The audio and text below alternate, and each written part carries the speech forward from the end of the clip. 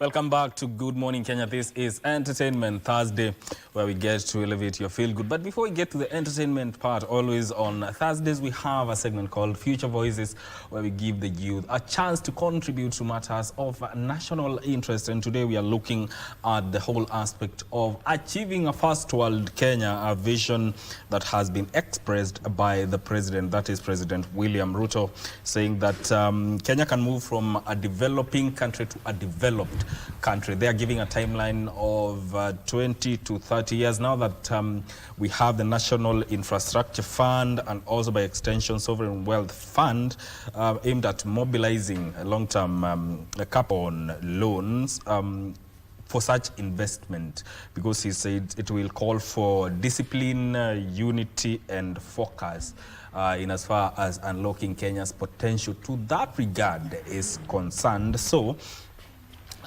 this is what we are talking about today. We just want to get a feel of what young people feel or think about this vision by the president. Is it achievable? Is it a vision or just an illusion? Or even amidst opportunities in as far as accountability is concerned. And for that conversation in studio, I'm joined by Florence Ayo, who is a youth leader and a governance advocate. Welcome to Good Morning Kenya. Thank you. How are you doing this morning? I'm fine. How are you? I'm great. Yes. And also, this is Alo Denish, who is a youth leader and a bioscientist. Karibu sana. Asante sana. Habari ya masiku? Nzuri sana. Happy New Year. Happy New Year to you too. Now, we are also expecting another person to join the panel. His name is Larry Chisiangani, who is a youthful UDA and a youth from UDA and also a senatorial aspirant. He will be joining us later on as we proceed. But before he comes, let's kick off the conversation. And I'll start with you, Florence. Yes. The vision that the president has. Yes. Of the country moving from developing to a developed country. Mm-hmm. What do you think of that vision? Well, good morning, Kenya. Yes, it is good to have a vision. I mean, every human being has a vision. Yeah. And now when you're narrowing it down to the president of this country, it is actually mandated to come up with plans that will make the country move forward in terms of development and just in how we do our things. And that moving to the first world country, it is possible, but there are a lot of things that we really need to do. Mm-hmm. Because when you talk about first world country, we actually understand what it means to be a first world country. It doesn't just happen by, oh, I have a vision, or by saying things like tutafanya, tutatenda, tumetenga, you understand? Mm-hmm. It actually calls for real work. It actually calls for no corruption. It actually calls for systems that work, education system that works, education system that matches the market demand, you understand? So yes, we are hopeful. We don't want to say it is not possible, because we are the citizens of this country, and it calls upon the citizen and the leadership to work together and make Kenya the first world country. I come from Ugenya constituency. Yes. When you talk to them, when you talk to Mamboga about first world country, we'll be asking you, what do you mean? What are you talking about if my child has graduated and is still here with me? You know, they cannot afford basic, food. They cannot afford, just a decent lifestyle, you understand? So for them, that is the first thing that actually makes it actually makes sense to them. It's actually what makes them say the country is working, things are working, you understand? Mm-hmm. And you cannot blame them, because a hungry nation, what do you mean a first world country when we cannot afford to put food on the table, you understand? So I think that's the situation. It can be an illusion, but it can also be a reality. But at the moment, it is an illusion, but as we say, the president has a vision. Mm-hmm. So let it not just be promises. Let it be something that actually it is more of delivery of service to the common wananchi. Mm-hmm. Yeah, so it is possible, but not now. It is possible when the factors that I've mentioned, things like corruption, things like proper public service delivery, things like working institutions, things like unemployment, we will get there. Mm-hmm. Yeah, that's how I feel about it. You've touched on a very important aspect, especially when it comes to the strengths and weaknesses of the institutions that we have. We'll come back to that, but from your perspective, Dinesh, what do you think of this vision? Is it an illusion? Or Thanks, something and good morning again. Good morning to you. Yes, just like you had alluded, you see, I took a considerably lengthy period of time from the mainstream since the sunset of my leader, the Right Honorable Raila Amolo Odinga, who was actually the torchbearer of Kenyan democracy and the foremost champion of the vision of Canaan, the journey to Canaan, a prosperous land full of milk and honey, which is synonymous to Singapore today or any first world economy. May his soul rest in peace. The question is not whether Kenya can become a first world economy, but whether we are willing to make first world choices consistently and not conveniently. We cannot promise a global competitiveness while we tolerate corruption, we tolerate policy inconsistency, and we tolerate poor governance in different sectors. So one thing that the government must do is to address key issues bedeviling our economy since the inception of our republic. That is, and the foremost is corruption. The rest will remain rhetoric. It will remain a dream. It will remain an illusion if we cannot fight the monster called corruption. If we cannot strengthen institutions that we have, the EACC, the anti-corruption commissions, and the other systems that, or in all other sectors that open our economy. So first of all, it is good to have a vision, but it is also good to have a plan towards achieving that vision.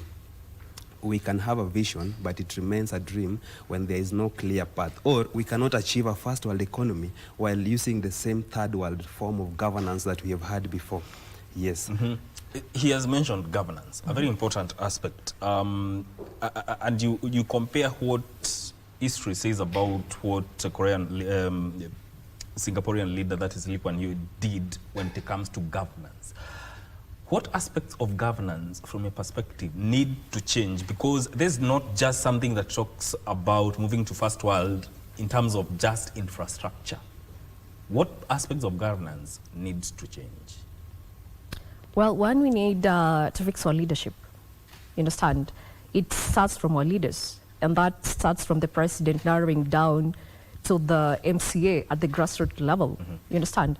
So what kind of leaders are we electing? What kind of leaders are we prompting forward the citizens of the country? Is it because am I electing a leader because he has given me 1,000 shilling? In our place in Uganda, we say in Kijaluo, let me translate it, that he gives you 1,000 shillings and he says, or the leader says that they're done with you. So you don't, there is no accountability you're going to do when they're in power. You get it? So the kind of leaders I think as citizens, we should also come up with, can I say, let them be merit-based, but not because they're my friend or because of some reasons that does not make sense. Like, for instance, I was having a conversation with a friend, and we were having this conversation, what do we have, like, a way that we can prompt forward our leaders? For instance, as you're vying for a senatorial position, you're vying for a gubernatorial position. You must have like a track record or something that you've done before you get to be elected. Yes. You understand? So when you fix our leadership, the kind of people we prompt into power, you've seen what Ndidi has done, for instance. And now the common mwananchi and even some leaders are like, oh, it's actually possible. So it's actually possible. It's just that even the citizen, the leaders that we elect, know that as citizens, they don't care. Citizens are just, they're just okay with the kind of leadership that is happening. But 2027, it's coming. And I think it's going to be a period where, as young people, as elderly people, as Gen Z, all the people need to come up and say, if we want to have or move to the first world class in terms of development or as a country, then we need to change some of our leaders. You understand? So for me, it starts from the leadership. So when the leadership works, things are going to work in the country. This also ties to the kind of politics we do in the country, because you cannot say we want to move to a first world country. We have not fixed our politics. We have not fixed, as she says, governance. But my question to you, a law is, given the kind of politics that we do within the country, are Kenyans ready to change the kind of politics and the kind of governance that we are used to? Yes, in fact, you know, we talk about Singapore, and it sometimes appears so sad because, you know, Kenya actually got independence ahead of Singapore in 1963. Singapore got independence in 1965, and by 1966, our GDP was slightly higher than that of Singapore. Today, we are worlds apart. Yeah. And that all forms your question, governance and politics. Singapore had transformational kind of leadership. Leaders that were concerned about future generations. Leaders that was having long-term plan. Actually, if you look at them, they have exceeded what even the forebearers of that nation had in their mind. Kenyans, mostly, you see, most of our politics is transactional.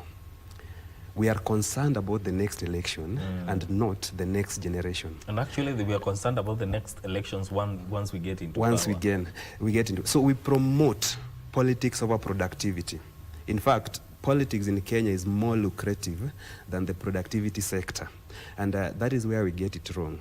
We get leaders into power as a source, as a step or as a ladder to wealth. Yes. While in those countries like Singapore, they have zero tolerance to corruption.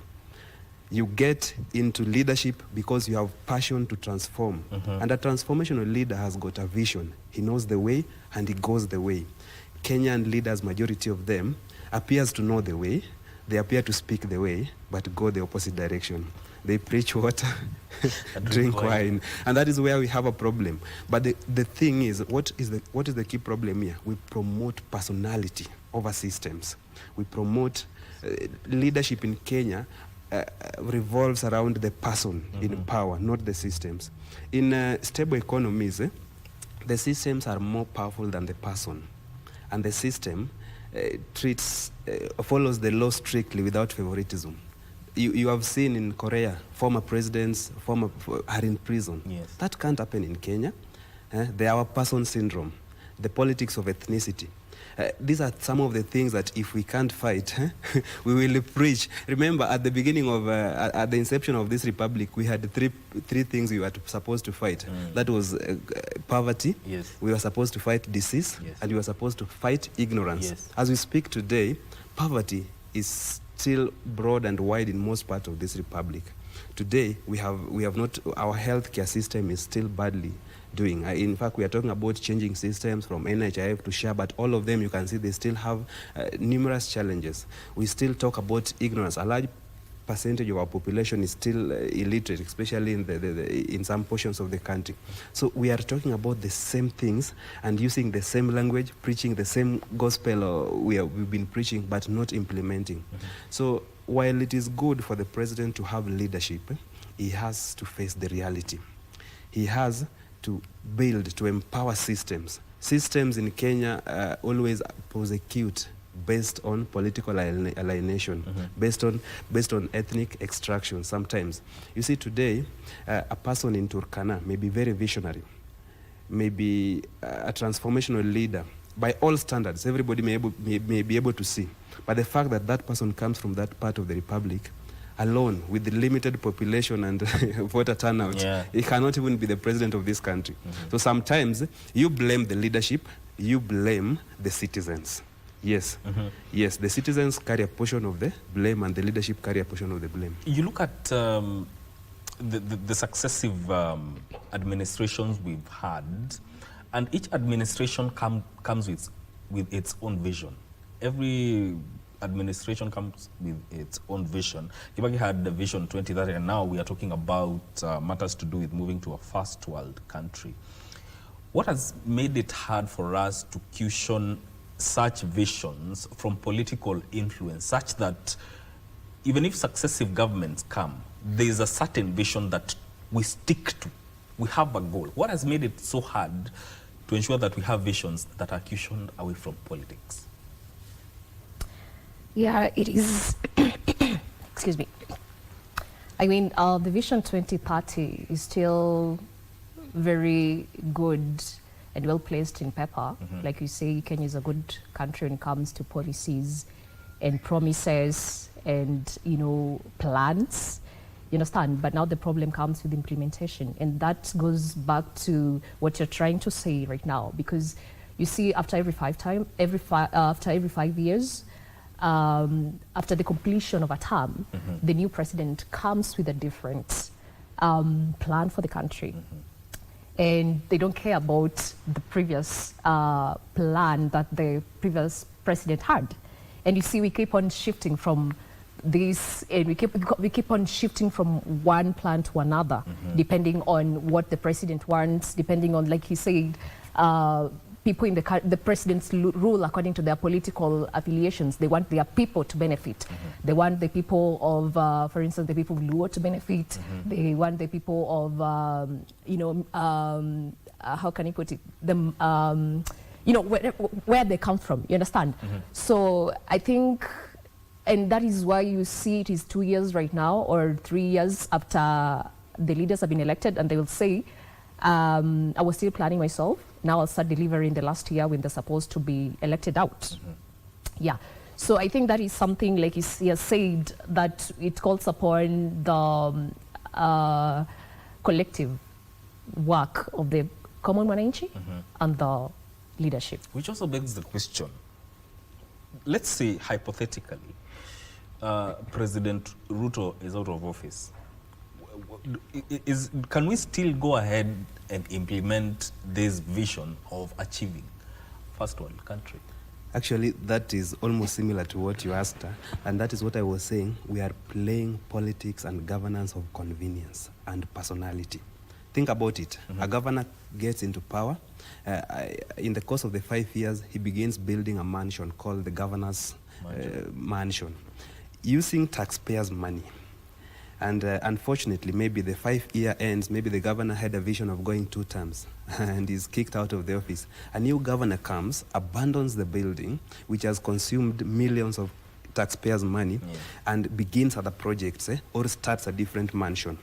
Now, this is taxpayers' money wasted, left at halfway. The project is not achieved. Another is beginning. We are not recovering the money that has been used. The same to launching infrastructure projects, the roads. The president goes here, launch this. It is given to our contractors, and tendering is done based on maybe some other affiliations or favoritism. Another power comes into place, cancels all the tenders, cancels all the projects. Remember, the other one left when a considerable amount of taxpayers' money has been used along the way.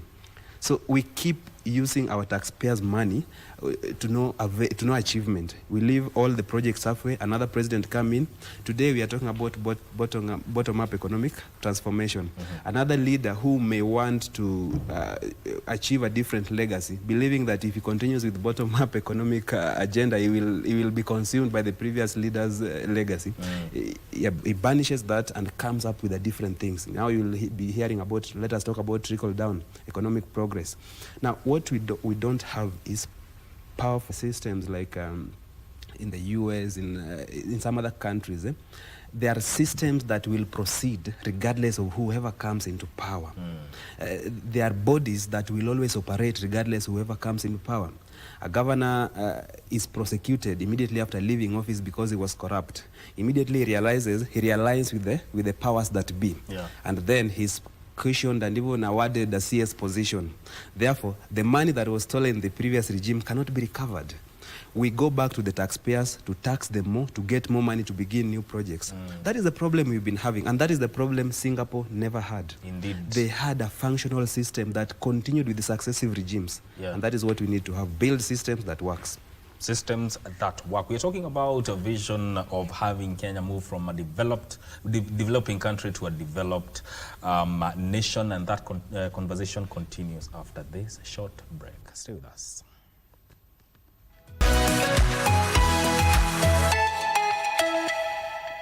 You're still watching Good Morning Kenya. This is Entertainment Thursday segment we are having right now is Future Voices, where we give the youth a chance to contribute to matters of national interest. And now you're talking about the first world dream that we have of moving to becoming a developed nation according to the vision that the president has. And Florence, when you look at the institutions that we have, and pegging on what Singapore did, they enforced discipline very ruthlessly. Corruption was not tolerated in any way. And all rules applied equally. So, my question here is, yes, we have institutions, different institutions, independent institutions, but are they able to enforce the discipline that we are talking about without fear or favor? Well, our constitution is very good as a country. But we have leaders, or rather we elect leaders that they don't care about constitutionalism, you understand? So when you have leaders who actually respect the rule of law, they actually follow the law as it is supposed to be followed, then things are going to work, you understand? For instance, there's, the law really stipulates how corruption should be dealt with in the country. And you see, when you talk about even corruption itself, it starts up going down to the citizens of the country. You understand? So it's like corruption, for instance, corruption is a deal breaker in the country, and Yes. when it comes to management of resources, when it comes to systems, like as you were saying, corruption is actually the thing that makes it very difficult for systems to work. Because if a road, for instance, if a road has been constructed in a way that is it's not efficient, you understand, because somebody appointed, or rather brought in their relatives to, but not actually the people who can do the job very well. It's going to be, you know, after some time, after some moment, it's not going to be working, you understand? And when you look at corruption and service delivery, corrupted people, they cannot deliver well. Because, you understand, most of them, they're not merited to do whatever they're doing, you understand? So I think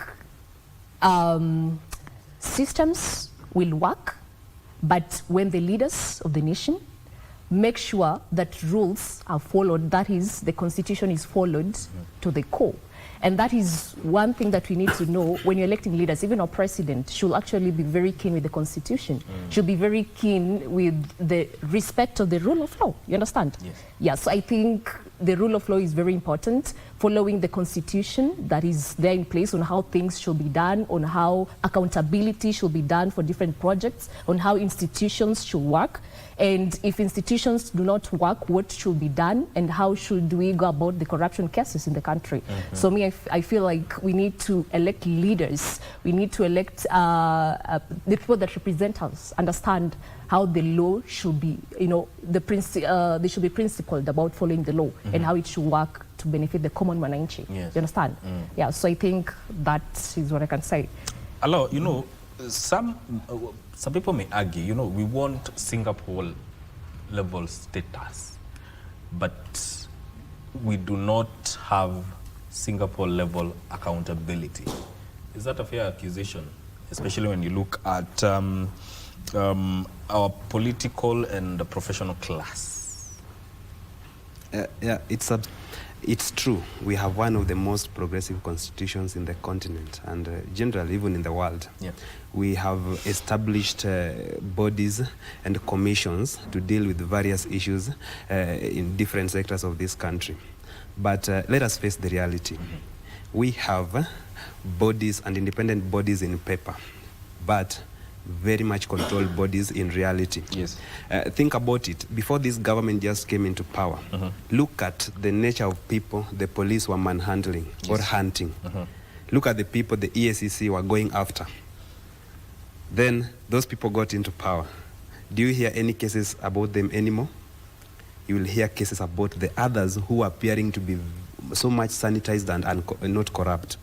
Today, if this government gets out of power and maybe the opposing side wins, you will now see the people the EACC is going after, the very people who are in power.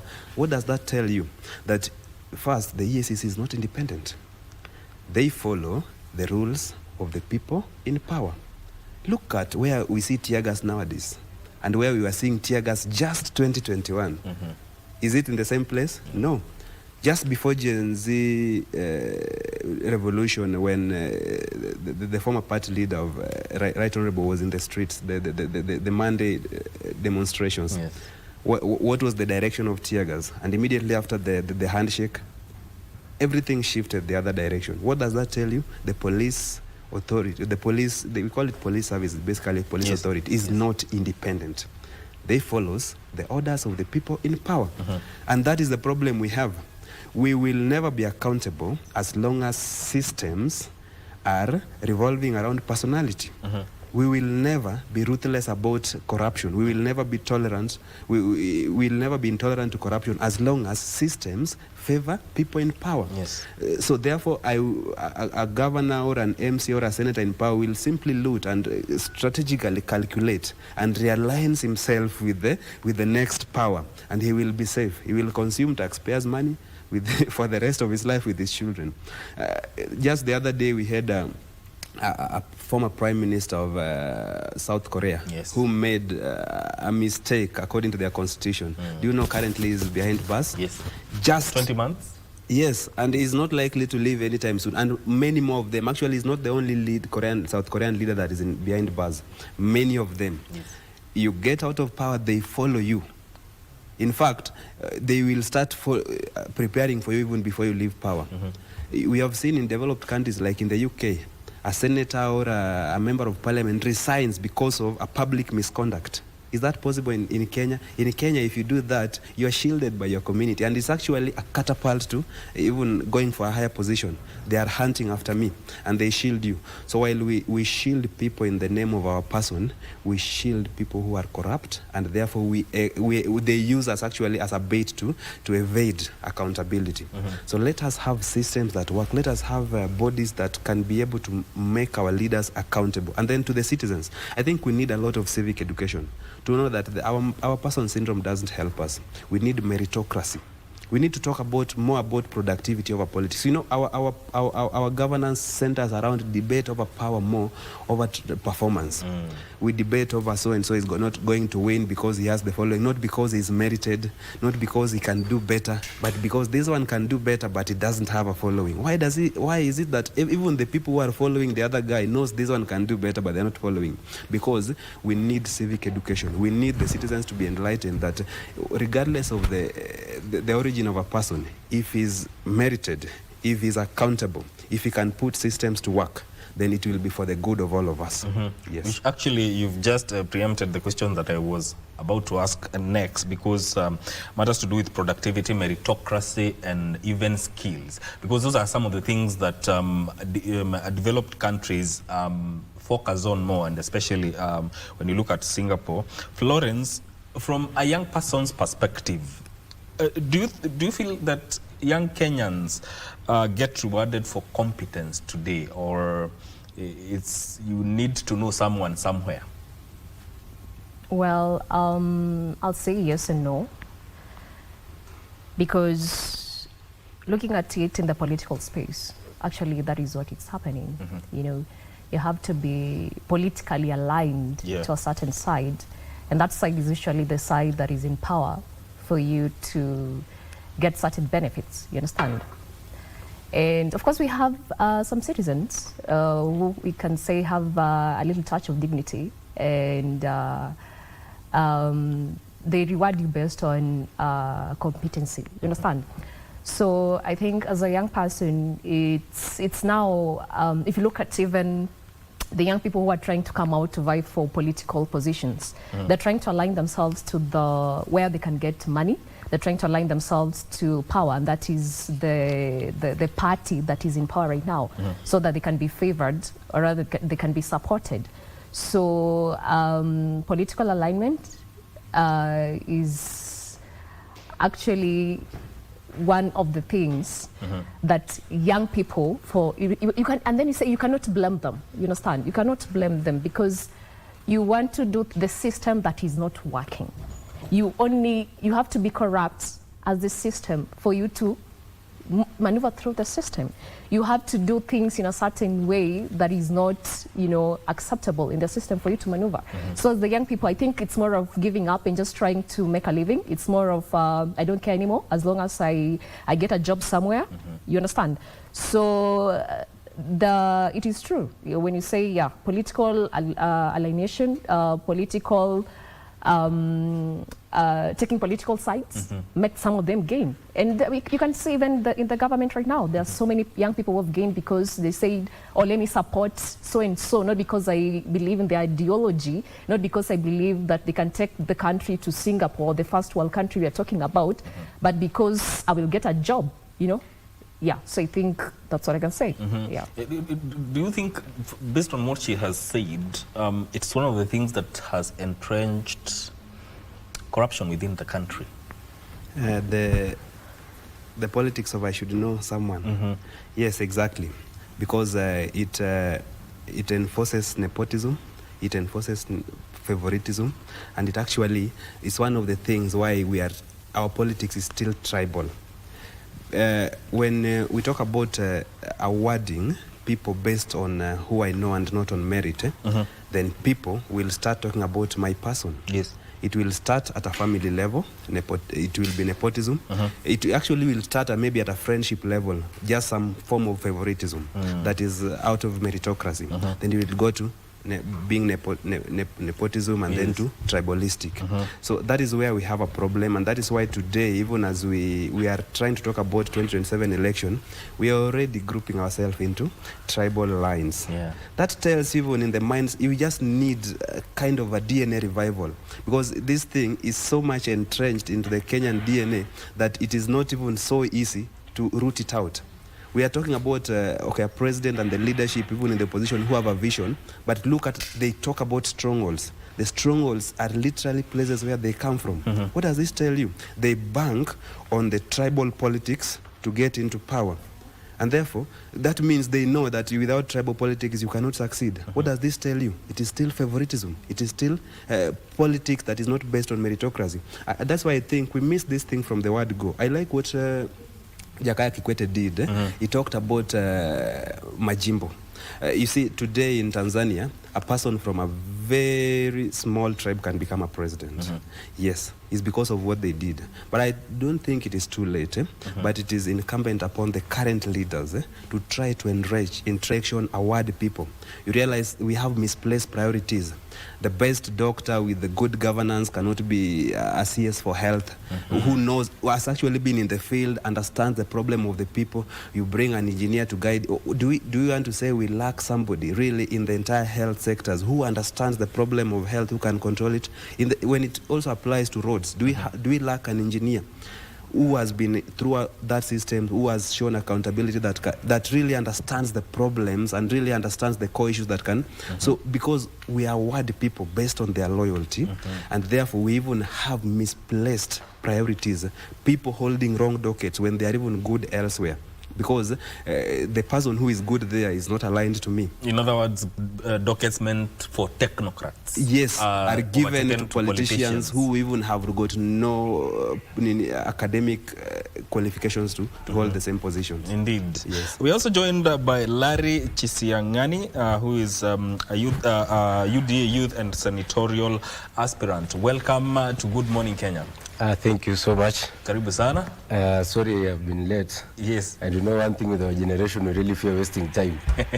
But we don't fear dreaming big. Yes. Yes, so indeed. By all means, I have to be here. Yeah, we are talking about first world Kenya, the dream that the president has very expressed it very well. Yes. And we just want to get your understanding of it from a point of this question. Is it a good vision, or it remains an illusion, something that is to be used for political purposes? First of all, I want to start by saying that the journey of economic development, it's an intentional journey. So when the president says he wants to take Kenya to Singapore, this is not just for political purposes. This is a journey that he has decided because if there's anything we need to do, we need to emulate countries that are doing better than us economically. So, and we need to understand that also Kenya, from history, Kenya gained its independence in 1963. Singapore gained its independence in 1965. And I remember there was this founding father of Singapore who visited Kenya that in the 60s. He was called Lee Kuan Yew. By the time he was visiting Kenya, our economy was 3 times better than that of Singapore. Are you getting? Yes. So this is not a dream. It's not an illusion. Lee Kuan Yew came and borrowed our sensational paper, number 10 of 1965, which had the plan, economic plan, of how to they implemented. That's what they executed. That's why Singapore is where it is today. Where did we miss the mark? Where did we lose our way? Because, as you've said, there was a vision of the trajectory that the country wanted to take. Yes. Where did we veer off the rails? Well, whenever we veered off the rails is when Kenya, we have a problem with execution and implementation. That's our only challenge. But when Mwai Kibaki came into power, he came up with the economic recovery plan. And for the first time, we had a double-digit budget. And we also have we also had a growth in the GDP by that time in 2003. So this is something that is attainable only if we implement our laws well, only if we work on these policies. And there are few things that are limiting us to implementing these policies. That those are the things that the president is working on, and I also hope that the teams, the institutions responsible, also corruption. Corruption fades off everything. Corruption is the one that is, you'll see that a politician comes and brags of building 10 houses. I mean, delivering electricity to 10 houses. But because of corruption, maybe they were not meant to go to 10 houses. Maybe they were meant to go for 20 houses. Yes. So once we fight off these challenges, and in growth you always need to face challenges. Challenges are always there. So it's just how we are going to maneuver within these challenges that is going to take us to Singapore. Before you can get back to the corruption aspect and the strength of institutions, something that you were talking about with your fellow panelists. Yes. Maybe from your perspective, what does a first world Kenya look like for a young person? For a young person, you know, young people have, number one, we have skills. So these skills should not be wasted. We need to have jobs. First world country for me is whatever we are doing right now with the health sector, a working health sector. Another thing is infrastructure. Let us see good roads. You've heard of tamaking, the dualing of the Rironi Road, SGR to Malaba is going to open up so many opportunities for the country. So we shouldn't politicize these issues. We really need to, if at all we are working for the good of the country, we need to work on these issues and stop politicizing everything. We need to see electricity, connectivity in every household. We shouldn't go back to my village in Matunda there and you see people are still living without electricity. Not in this generation. Yes, not at this time. This time things are moving to digital. We also have the digitalization of processes within the government. Like you've seen the introduction of the e-procurement is putting in place. Yes. I'm going to ask the three of you this question. And given on the account that you have given, since 1963 we had a vision, but along the way we veered off the road. And now we want to attain a first world level status as a country. Are we being a tad too ambitious? Mr. Trithi? We're not too ambitious because I told you one thing. If you want to do well, you always have to emulate those who are doing well. So looking at the implementation, the policies that we are putting in place, these are things that are achievable. If Singapore borrowed from us, because Singapore works because of this session. I remember there's a certain parliament delegation, even Governor Gladys Wanga was among them. They visited Singapore, and when they asked for their policies, they told them, go back to your country and look at your sensational paper. So it's not too ambitious. This is something that we had in place. We are the ones who came up with it. It's just a matter of working on it. that's what we are going to deliver. We really don't need to call it too ambitious. We cannot compare ourselves to those people who are just doing good slightly than us. We need to aim higher. They say dream big. You just don't dream because for the purposes of dreaming. You have to dream big. Yes, you can dream big. Yes. And Florence, when you look at this vision, comparing ourselves to Singapore and the direction that we want to take, I'll ask you the same question. Are we being too ambitious? And also, are we being too ambitious because it is politically realistic, or it's just convenient and inspirational? You know, I'm just thinking, and Kenyans, we forget very quickly. And Kenyans, I think we like promises. We like to be sold to hope. And I think that's why you also have so many churches, you know. I mean, you remember the bottom up, yes. You know, how people were really buying into it and hyped about it. And the same leader is coming up with another slogan, is coming up with another song, Singapore. And I think people want to dance to the same tune. I think we're just hyper of words, and I think as a country we have a problem as citizens. You understand? So I think as citizens, like, they like to dance to tunes of, like I said before, tutafanya, tutatenda. They just like promises. They like to be promised big things and big words. But they're not even questioning how you're going to get to this Singapore. Yes, it is a good plan.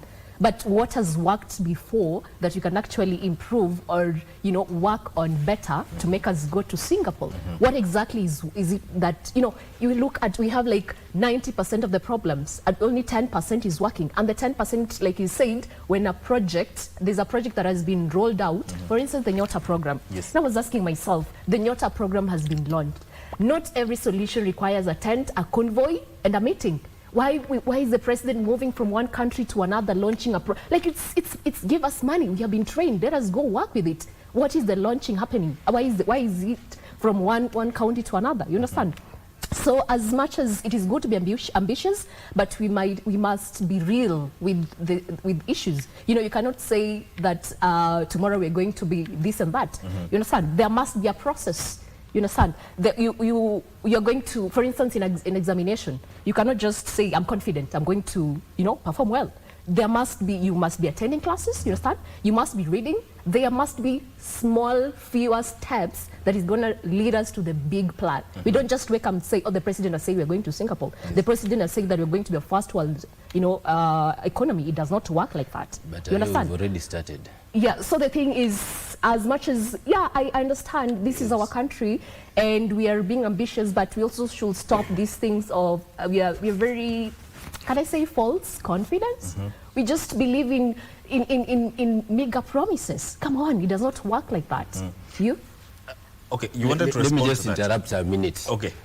I want to ask you a good question. There's this man who is approaching you. One is telling you, I want to buy for you a Boda Boda, and another one comes, he wants to buy for you a Range Rover. Which one will you fall for? What has he bought for me before? Huh?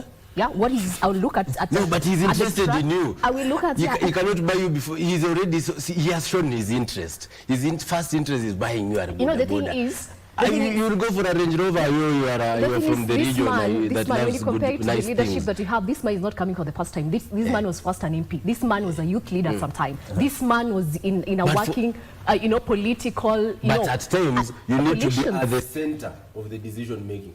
When you are an MP, you cannot start implementing things to do with taking Kenya to Singapore. That's why he fought his way up. All right, we are coming back to that debate once we come back from this short break. Stay with us.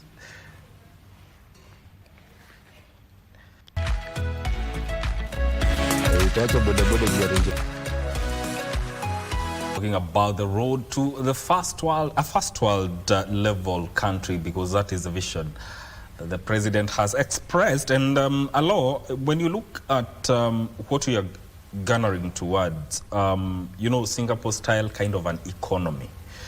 But then again, this is a country where we have matters to do with youth unemployment still remaining high. And youth trying to just find their space in as far as economic matters are concerned.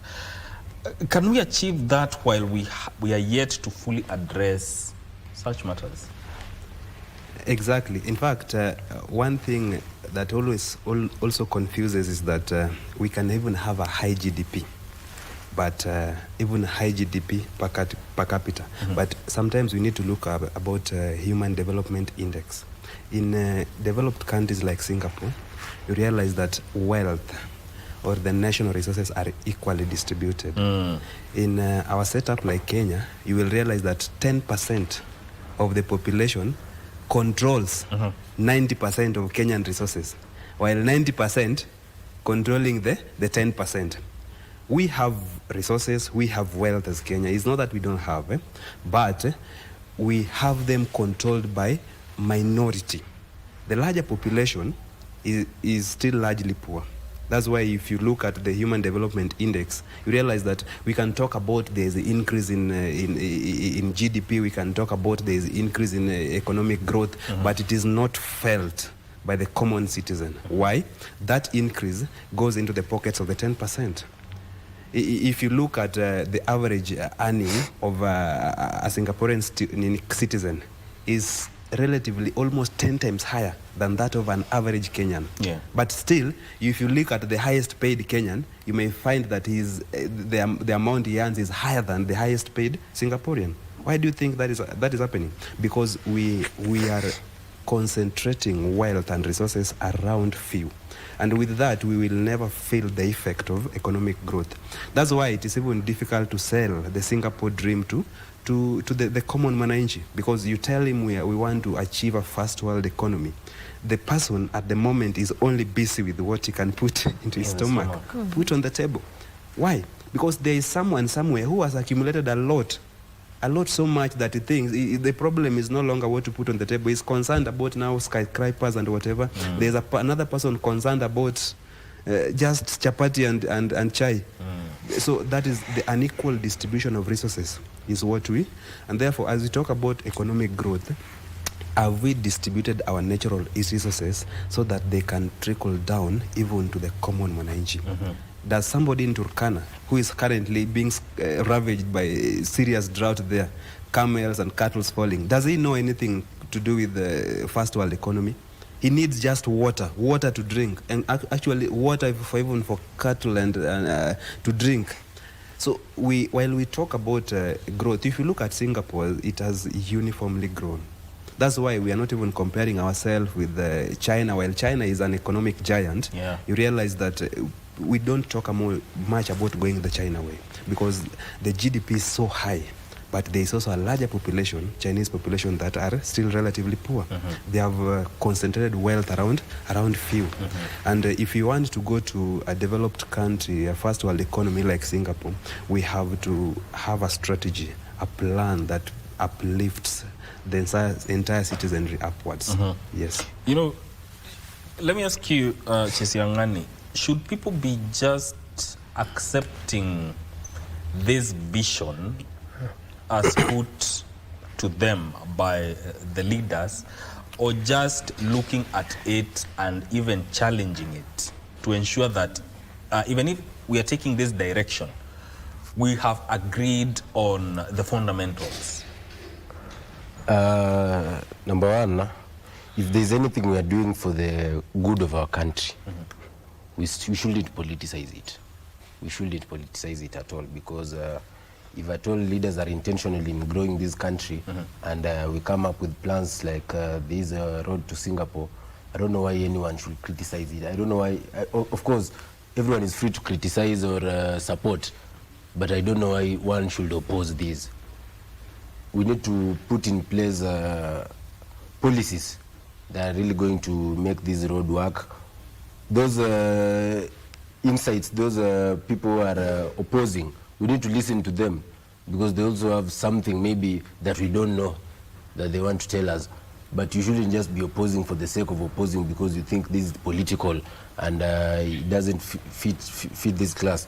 But there's a question. Criticizing is not opposing. Yeah? Criticizing. Yeah, that's why I've said there are two things. you are free to criticize, but at least don't oppose if it's for the good of our country. Because it's, you know, by the old generation, these people in the, maybe those, some even were in the opposition and even others in government, they are going to leave this earth very soon. Not very soon, we don't wish them bad, but at least we are the ones who are going to be there for long, we the youths and the coming generations. So if you are going to work on anything, work for things that when your generation will be alive one day, they'll be proud because of you. Like whatever the president is doing right now, he's implementing things to do with the digital skills, digital tech skills. You've seen him going around the country, launching ICT hubs, creating employment for the youth. The affordable housing program. I had a certain governor from my region there saying the president should stop building houses and build companies. But you wonder, these houses that the president is building, they are not built for the governors. There's a whole different conversation. But no, let me expand on this. So creating these, when we look at these policies that the president is working on, they are for the good of this country. All these projects that he's doing, he's not doing them on behalf of, for himself. He's doing it for Kenyans and the future generations. All right. Yes. When you look at the vision, and this is a question I had asked them earlier. Yes. Looking at our institutions, do they have the strength or the weakness to ensure that matters to do with them, because there's some level of discipline we need to have as a country to achieve a first world status?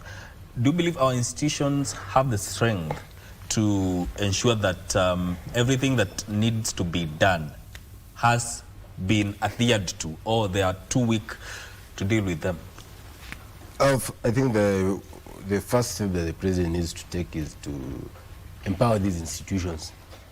I'm honest, these institutions, some of them are not working. Doesn't the Constitution empower them? It empowers them, but they are normal Kenyans born on this soil of us. So within the way they lose track. Lose track in what sense? They forget their mandate easily. Forget their mandate, or they're interfered with? They're not interfered with. Power gets into their head, and they just forget whatever put them in their respective offices. But then again, from your point, that means that those institutions, from your point, do not have the wherewithal to implement or to deal with the discipline, to enforce the discipline that we need to achieve. And that's one thing that the president needs to focus on also. In this journey to Singapore, for us to get there, some of these institutions, he has to start digging into them. You know, I'm really grossly concerned, especially when I see young people talking, and there is a lot of psychophancy. Remember, some of these leaders we have today, they were once youth. They were once youth. And there is nothing important or special with being a youth in leadership when you can't have strength and the audacity to face the reality. We fear electing you into leadership because you will end up being the same batch of leaders that we are criticizing today. I would wish to see a young gentleman going to leadership, facing the reality. You are saying the institutions are not interfered with. We know very well that the independent institutions are independent on paper, but they dance to the tune of the powers that be. We know very well that the police force, as we've seen them today, are hunting those who are anti-government. And we've seen that even this government just wait I finish. Even this government, before they got into power, you had them complaining. The likes of Kimani Chunga, the police is after us. Why is the police not after them today? We've seen EACC today hunting only those who are anti-government. Those who are pro-government are seemingly protected, even those we know are corrupt. Let us face the reality. Let us strengthen our independent institution. No, and but if they arrest a corrupt government opposition, let us ensure that they are not revolving around personality of leadership. In fact, if we are talking about us leaders today, youths of today are going to be leaders of tomorrow, and we are simply sycophants, praising things blindly for the sake of being relevant, I'm telling you, in the next generation, which we will be the leaders, there will be nothing special because we can't face the bull by the horn. Yes. Yeah. Let me ask you, Florence. We are talking about vision, the vision of becoming a first world, and the timelines that have been given, the ranges between 20 to 30 years. If we do not achieve that, what do you think historians will say we got wrong? I think what the scenario is right now is, like I said, citizens of the country, they get excited with new things happening. You understand? So we have the Singapore dream, and we will blame, the historians are going to blame our leaders and are going to also blame the citizens. You understand?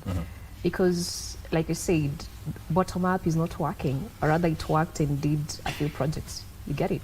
But before it was completely completed, before it was completely implemented, before it was efficiently implemented, we are moving forward to another one, which is, it's a good one. You don't say it's a bad thing.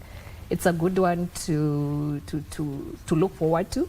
It's a challenge, actually, if there were once in a certain, economic situation that was even worse than the country right now, and they've done better, then Kenya is, we are actually headed to a good, a good direction. So I think that we shall blame leaders who are, young people who are right now supporting the leaders in power for selfish gains. You understand how my brother was saying it's going to be very bad and sad when we, as the crop of leaders right now, in the near future, we are still being criticized because of the decisions that we made, of how we are trying to be sycophants, to place a certain crop of leaders in government so that they give us tickets, or rather propel our leadership selfish interest. You understand? So I think we are going to be judged harshly, but they're going to judge the young people. Because as young people, we are being told go and register as voters. We are being told we make up the large, we are the majority in the country, but we cannot just keep quiet and say, we cannot just keep quiet and do nothing about it. You understand? We cannot, and then you see the majority of young people are now moving to the political side, which is beneficial to them. And now we are lacking the real accountability, which we are going to call these people to power. Because just like they say, tomorrow we have a generation that we should be living for, a generation that we are going to guide, we are going to be leaders for.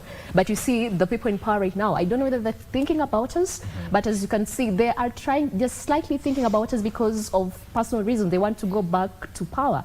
And you see right now, as a young person, if you're involved in some illegalities, you want to try to, side with the government for protection. You want to side with the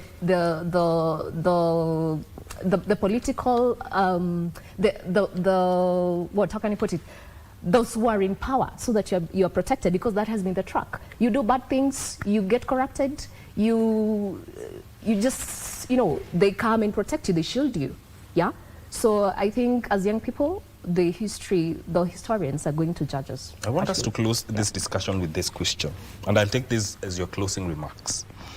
When you look at this dream of becoming a first world country, is it a useful national ambition, or just a dangerous, what you'd call a dangerous distraction from the real issues that need fixing within this country? I'll start with you. Let me first start by saying something where I've seen Florence saying, I've heard Florence saying people are joining the government because I don't know, whatever is good in the government, they want to join there. But there's also nothing good in the opposition. They don't have a plan. That's number one. The president has come up with his plan of taking Kenya to Singapore. What have they come up with? They've only come up with stories and stories and stories. So Florence, unfortunately, the young people who are joining government, they are joining government because they see a vision in this government. They are not joining government because there's any other good thing in the government. Number one is the vision that is pushing us there. We don't want to work on tribal lines. We want to work as Kenyans. Where if I see Mike, I don't know the region that he comes from, but I'm seeing Mike here. When I see you, I don't care where you come from, but I see you as my fellow, as a daughter of the soil. On your question of is this thing, pardon, I beg you to repeat the question. The question is, this dream that we have as a country of attaining the first world country, is it a useful ambition, or just a distraction from fixing the real issues that affect the country? It's a useful ambition, and already we've started fixing some of the challenges that are there in the country. Challenges like the ones you're talking of, youth unemployment. I've told you, through these projects that the president is implementing, we have so many youths who are getting jobs. We have the agricultural, he has worked on the agricultural sector through giving out fertilizer subsidies. So it's not a distraction. This is a vision that we all need to look into. We have things to do with the universal health care. Okay. Universal health care, you've seen the SHA. It's working. Of course, some will politicize it, but all the same, we are paying. And also, in Singapore, we have this thing to do with saving. The president has also introduced us here. And we are saving. We are really saving. Okay. For those who have pay slips, okay. Mike, that's a whole different conversation. Yes. It's a different conversation. But thank you for your sentiments, Florence. It is a distraction. You get it. Right now, of course, 2027 is here. And you can say the song outside there is two-term. You get it? So the president, for me, the president somehow, or rather, the people who are shouting two-term, they're using all the ways possible. And you could, and like I told you before, the thing that works for the common wananchi is hope. They just give me hope. You understand? So the president is looking for another slogan, which he has actually found, the Singapore thing, and it's actually working for the common wananchi. They're like, oh, you know, they want to sing along with it and imagine themselves living in a country, you know, with the development factors, just like Singapore. And it's working for him. So it's just something that he's going to work with into the totem thing. He's going to make people to vote him in with. You understand? Yeah. So for me, I would say it's not for the good, in good faith, or for the benefit of the common wananchi. Hello. Yeah. Well, as a true patriot of my country and as a Pan-African, I'm optimistic about my country, Kenya, and I know we can attain a first world economy. And look at it, Kenya is a richly endowed country in terms of natural resources, ranging from arable land, vast minerals, wildlife, and even natural fresh waters in form of rivers and lakes. Yeah. What we need to do is that we also have skilled manpower and a youthful population that is capable of working. But we cannot talk our way into a first world economy. Yes. We must act. So 3 things. We must fight only one monster, corruption. Yes. Again, we must put and only embrace only one standard, meritocracy. And above all, we must uphold only one checkpoint, that is accountability. Then we will go far. Indeed, indeed. Thank you so much for making time to come and just give your views regarding matters to do with the vision that the president has expressed in as far as attaining the first world status is concerned. I've been talking to Larry Chisiangani from UDA, also who is an aspiring he's a senatorial aspirant, and also Florence Ayo, youth leader and governance advocate, and also Alo Danish, youth leader and bioscientist. This conversation ends now, but Entertainment Thursday now kickstarts officially in just a little bit. My name is Mike Migu. Thank you for tuning in. Stay with us.